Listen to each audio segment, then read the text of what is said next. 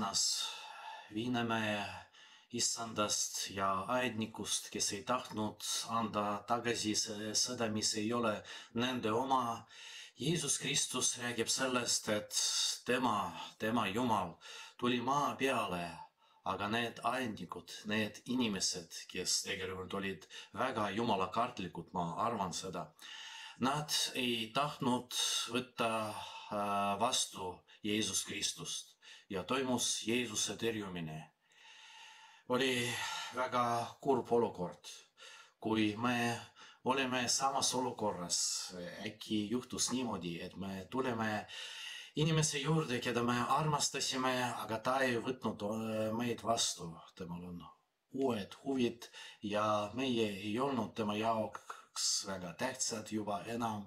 Siis võime aru saada, mida tundis Jeesus Kristus, kui ta tuli maailmale ja need preestrid, need fariseerid, kes kummardasid Jumalat, ei võtnud ta vastu, tõrjusid teda. Miks see toimus? Võib-olla, ja ma olen kindel sellest, et nii kaua, kui ei olnud tegelikult suhteid Jumalaga, muidugi Jumalad palvetasid, aga väga raske öelda, missugused palved need olid, kas nad tõesti rääkisid Jumalaga või rääkisid iseendaga, nagu aeg-ajalt juhtub ka meiega. Inimesed juba ei tundnud Jumalat, need jumalakartlikud inimesed. Neil oli oma ettekujutus, missugune on Jumal, missugune peab tulema Messias, kuidas ta näeb välja, mida ta peab tegema. Olid erinevad plaanid ja kui tuli Jeesus Kristus oma plaanidega, Jumala plaanidega, nad ei võtnud ta vastu. Juhtub ka niimoodi, et võib-olla ka meie mõtleme Jumalast nii, nagu meie tahame, oma plaanid, mida Jumal peab tegema. Mõtleme sellest, millest me räägime Jumalaga oma palvetes. Väga tihti me räägime oma soovidest, me tahame midagi saada ja see on väga tore iseenesest. Aga juhtub niimoodi, et Jumal on oma plaanid.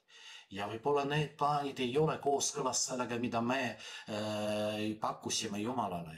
Ja siis, kui Jumal, tõeline Jumal tuleb meie juurde, siis toimub ka meie palvetes, meie eludes Jumala tõrjumine. Me ei taha võtta vastu tema niisugusena, nagu tema on tegelikult. Ja otsime ebajumalat.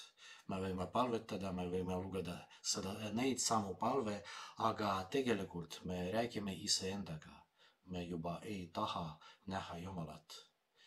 Igaüks meie seast võib öelda ja ausalt, et kui mina oleks elanud 2000 aastat tagasi, siis ma oleks kaitsenud Jeesus Kristust. Aga kas tõesti on niimoodi?